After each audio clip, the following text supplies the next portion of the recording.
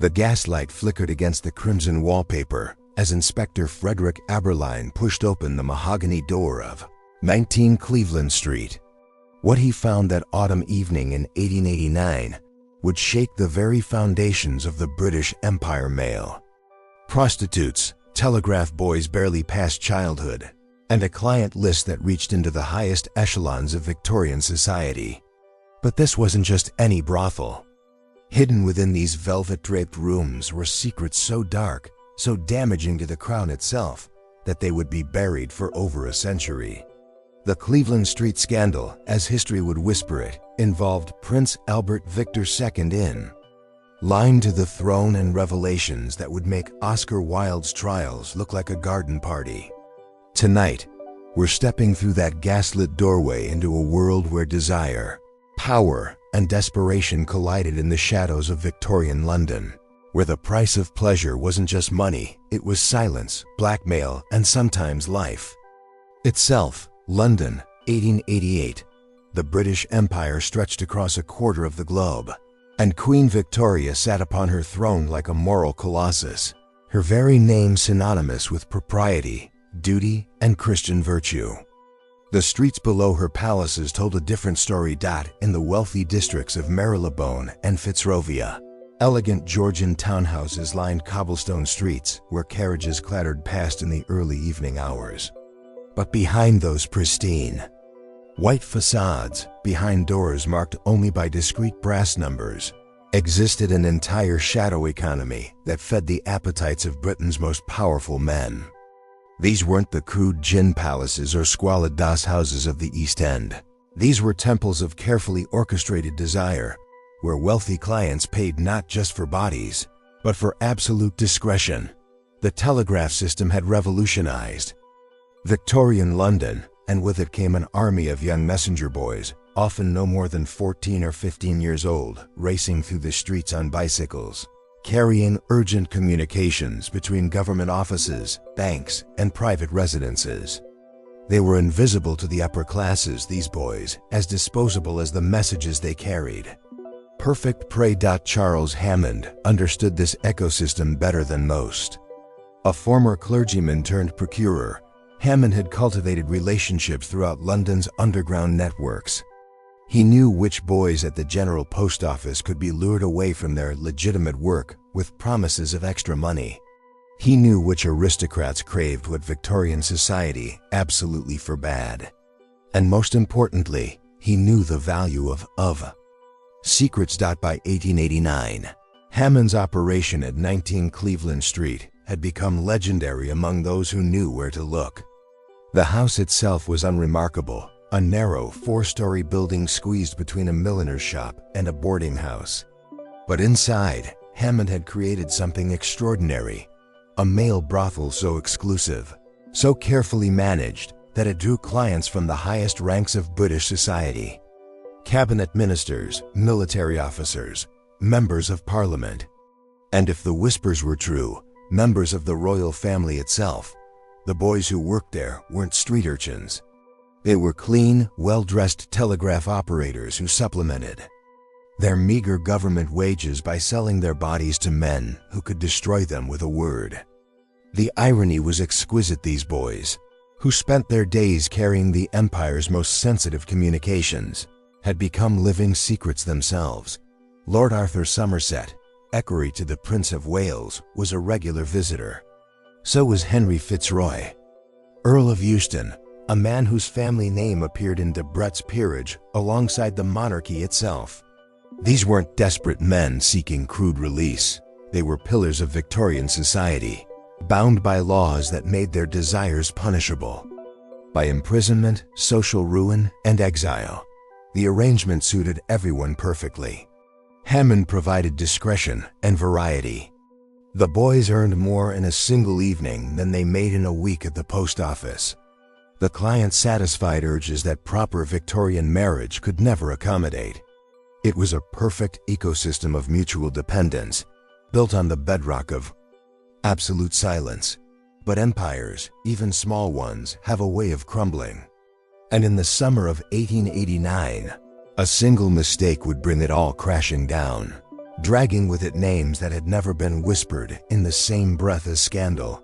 The mistake was simple. Someone got greedy. Someone got careless. Someone forgot that in Victorian London, the price of desire wasn't just money, it was everything you had to lose. The unraveling began with 18 shillings. On July 4, 1889, Charles Thomas Swinskow, a 15-year-old telegraph boy, was caught stealing money from the Central Telegraph Office. It should have been a simple case of petty theft, handled quietly by the postal authorities. But when Inspector Aberline began questioning the boy, something didn't add up. Swinskow was wearing clothes far too expensive for a telegraph operator's salary. His boots were Italian leather. His watch chain was real silver. Under pressure, the boy's story crumbled like wet parchment. The stolen 18 shillings weren't for food or rent. They were pocket money, a pittance compared to what he was earning at 19 Cleveland Street. Within hours, Swinskow had given up names: Henry Newlove, Charles Ernest Thickbroom, George Alma. Right, all telegraph boys, all living far beyond their means, all working for Charles Hammond. Inspector Aberline was no stranger to London's underworld. He'd walked through the blood-soaked streets of Whitechapel during the Ripper murders, had seen humanity at its most depraved. But as he pieced together the Cleveland Street operation, even he was stunned by its scope and sophistication. The boys weren't random victims, they were carefully selected. Hammond had scouts at the General Post Office who identified telegraph operators struggling financially, boys with gambling debts or sick mothers, boys who could be approached with what seemed like legitimate offers for evening work. The recruitment was gradual, almost gentle. First, they'd be asked to serve drinks at private parties. Then they'd be offered extra money to stay after the other servants left. The transition from service to prostitution was so subtle that many boys didn't realize what they'd become until it was too late. The client list, when Aberline finally saw it, read like a directory of the British establishment. Lord Arthur Somerset, equerry to the Prince of Wales and a man who dined regularly at Marlborough House with the future King Edward VII. The Earl of Euston, whose family had served the crown for generations. Colonel Jervois, a decorated military officer. But these names, shocking as they were, weren't what made Aberline's hands tremble as he held the documents. Asterisk, it was the other name. The name that appeared in Hammond's private ledger, coded but unmistakable to anyone familiar with the royal household: Mr. Victoria. Prince Albert Victor, eldest son of the Prince of Wales, second in line to the throne of the British Empire. Albert Victor, known as Eddie, to his family was everything a Victorian prince shouldn't be. Where his father was robust and worldly, Eddie was pale and ethereal. Where Edward was a notorious womanizer, Eddie showed little interest in the opposite sex. At 25, he remained unmarried, a source of growing concern to his grandmother, the Queen, and his parents. Rumors about his preferences had circulated in aristocratic circles for years, but rumors were one thing. Evidence was quite another. Hammond, it seemed, kept meticulous records. Not just financial accounts, but detailed notes about his clients' preferences, their psychological weaknesses, their fears. It was blackmail material disguised as business records, and it revealed a level of calculation that went far beyond simple prostitution. Hammond wasn't just selling bodies, he was harvesting secrets, collecting the kind of information that could topple governments. The Earl of Euston, the records showed, preferred boys who resembled his own son. Lord Somerset had a particular fascination with telegraph uniforms. The boys had to be dressed as post office workers during their encounters. And Prince Albert Victor, the details were too explicit, too damaging to ever see daylight in a Victorian courtroom. But Hammond had made one crucial error. He'd grown too confident, too comfortable with his power over Britain's elite. In the spring of 1889, he'd begun blackmailing some of his former clients, demanding additional payments for his continued silence. It was a miscalculation that would destroy everything he'd built. Lord Arthur Somerset, faced with Hammond's demands for money, had made a choice that would echo through British history. Rather than pay, he'd confided in his closest friend at court, and that friend had whispered the secret into the right ear, setting in motion a chain of events that would see Hammond hunted across Europe and the Prince of Wales himself pacing the floors of Marlborough House at 3 in the morning, wondering if his eldest son's perversions would bring down the monarchy itself. The net was closing around Cleveland Street, but the biggest players in this drama were already preparing their escape routes. In Victorian England, scandal wasn't just about reputation, it was about survival. And some secrets were worth killing for. The raid on 19 Cleveland Street came at dawn on September 20th, 1889. Inspector Aberline arrived with 6 constables, expecting to find Charles Hammond and his stable of telegraph boys. Instead, they found empty rooms and cold ashes in the fireplace. Someone had warned them. The house still reeked of Secret's expensive cologne mixed with fierce sweat, the lingering scent of burned paper where documents had been hastily destroyed. In the cellar, Aberline discovered a hidden room behind a false wall, filled with costumes and props that spoke to the elaborate fantasies Hammond had catered to. Military uniforms from every branch of service, schoolboy outfits, clerical robes. This wasn't just prostitution, it was theater, carefully orchestrated to feed the specific hungers of Victorian England's most powerful men. But Hammond was gone, so was Lord Arthur Somerset. And Prince Albert Victor had mysteriously departed London 3 days earlier for an extended hunting trip in Scotland, a trip that would stretch on for months. The cover-up began immediately, orchestrated from the highest levels of government. Prime Minister Lord Salisbury himself intervened, not to ensure justice, but to contain the damage. The Director of Public Prosecutions, Sir Augustus Stevenson, received clear instructions: prosecute the working-class boys, but under no circumstances were the aristocratic clients to be named in open court. The telegraph boys who couldn't escape faced the full weight of Victorian justice. Henry Newlove received 9 months hard labor. Charles Ernest Thickbroom got 4 months. These were children, some barely 15 years old, being imprisoned for crimes that their wealthy clients had not only encouraged, but paid handsomely for. The boys understood the message. They were expendable. Their clients were not. Meanwhile, Lord Arthur Somerset fled to France with a head start provided by friends in high places. The warrant for his arrest wasn't issued until he was safely across the Channel, dining in Parisian cafes while the boys he'd abused rotted in Pentonville prison. The Earl of Euston, faced with exposure, took a different approach. He sued for libel, knowing that Victorian libel laws made it nearly impossible for his accusers to present evidence of his guilt in court. The case was dismissed, and Euston's reputation remained technically intact, though he would never again move freely in London society. Charles Hammond had vanished entirely. Some said to America, others to the continent. But before disappearing, he'd made one final devastating move.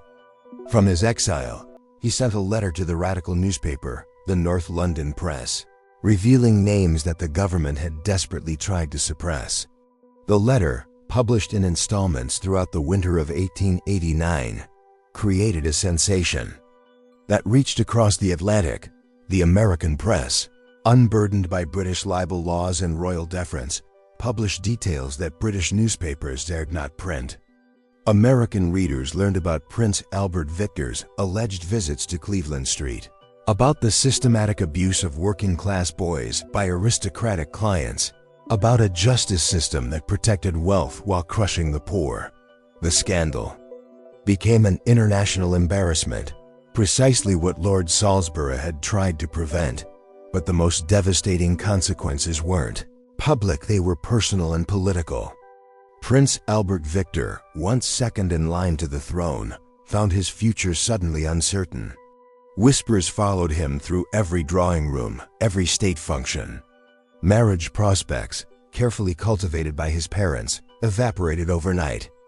No respectable European royal family wanted their daughter associated with such scandal. The Prince of Wales, future King Edward VII, watched his heir's reputation crumble and began making alternative plans. Albert Victor would need to be managed. Carefully, kept away from London's temptations, perhaps married quickly to someone willing to overlook the rumors.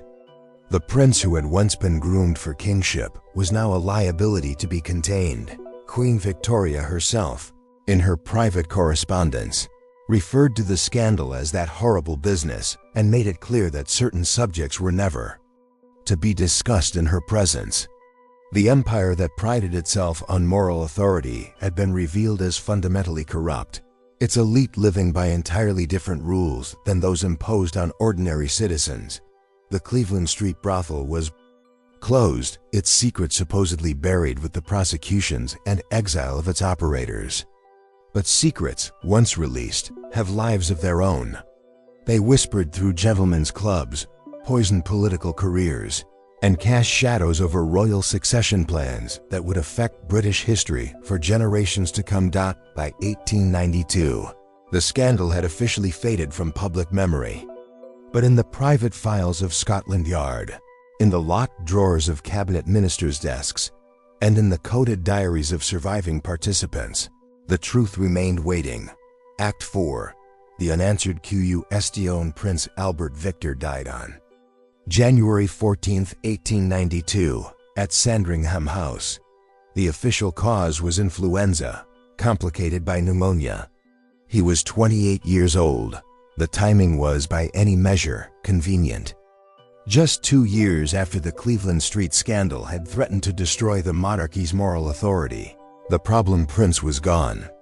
His younger brother George, steady, conventional, untainted by scandal, became heir to the throne.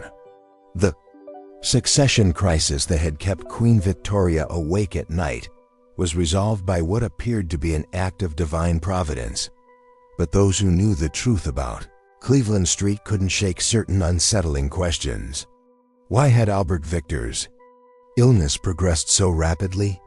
Why had the royal physician seemed so strangely resigned to his death, offering little in the way of aggressive treatment? And why, in the immediate aftermath of his passing, were so many documents relating to his private life quietly destroyed? Dr. Francis Laking, the royal physician who attended Albert Victor's final hours, left behind private notes that wouldn't be discovered until decades after his own death. In them, he described a patient who seemed almost eager to die, who refused medicine and turned his face to the wall with what Laking called the resignation of a man who has lost everything worth living for. The doctor noted symptoms that seemed inconsistent with influenza, severe depression, periods of incoherence where the prince spoke obsessively about the boys, and the shame of it all. The funeral was magnificent, as royal funerals always are, but those who attended noticed something peculiar about the mourners. Lord Arthur Somerset, supposedly in permanent exile, was spotted in the crowd outside St. George's Chapel at Windsor. He disappeared again before anyone could approach him, leaving behind only rumors and questions. Charles Hammond was never seen. Again, some claimed he died in poverty in New York, others that he lived comfortably in Argentina on money earned from his final blackmail schemes. The telegraph boys, those who survived their prison sentences, scattered to the winds. Some emigrated to Australia or Canada, desperate to escape the stain of their involvement. Others simply vanished into London's anonymous masses. But a few, grown into bitter men, would occasionally surface in pubs around Fitzrovia, telling stories that grew more elaborate with each telling. Stories about princes and perverts, about a justice system that protected the wealthy while destroying the poor, about secrets so dark they had killed the heir to the throne. In 1910, when King Edward VII died and Prince George ascended the throne. As George V, the Cleveland Street files were quietly transferred to the Royal Archives at Windsor Castle. They remain there today, sealed under provisions that won't expire until 2039 to 150 years after the scandal first broke. The official explanation is that the files contain material that might embarrass the families of those involved. The unofficial explanation, whispered among royal historians, is far more sinister. What if Prince Albert Victor didn't die of influenza? What if the stress of the scandal, the constant fear of exposure, the knowledge that his perversions had brought shame upon the crown, had driven him to a different kind of ending?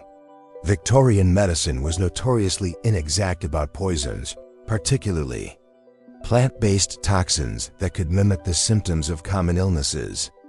A man with access to the royal gardens at Sandringham, a man desperate enough and broken enough, might find what he needed among the ornamental plants his grandmother so lovingly cultivated. Or perhaps the truth is even darker. Perhaps Albert Victor, heir to the greatest empire in human history, had become such a liability that his own family decided he was more valuable dead than alive. The Victorian era was ending, a new century was dawning, and the monarchy needed to enter it with clean hands and an unblemished reputation. Sometimes, history suggests, even royal blood can be sacrificed for the greater good of the institution. We may never know what really happened in that bedroom at Sandringham on that January night in 1892. The witnesses are all dead, the evidence buried or destroyed, the official story sanctified by more than a century of repetition. But the questions remain, hanging in the air like incense in a cathedral, impossible to dispel entirely. In the end, perhaps that's the most fitting legacy of the Cleveland Street scandal, not answers, but questions that refuse to die. Questions about power and privilege, about justice and complicity, about the price societies pay when they protect their elite at the expense of their most vulnerable citizens. The telegraph boys who suffered for the pleasures of their betters are long dead, their names forgotten by all but the most dedicated historians. But their story echoes still, a reminder that behind every glittering monarchy, every moral empire, every age of supposed virtue, lie shadows deep enough to swallow princes whole. The gaslight that flickered against those crimson walls at 19 Cleveland Street was extinguished long ago. But in the darkest corners of British history, it still burns, casting shadows that refuse to fade, illuminating truths that power would prefer to keep buried forever. Some secrets, it seems, are too dark even for the grave.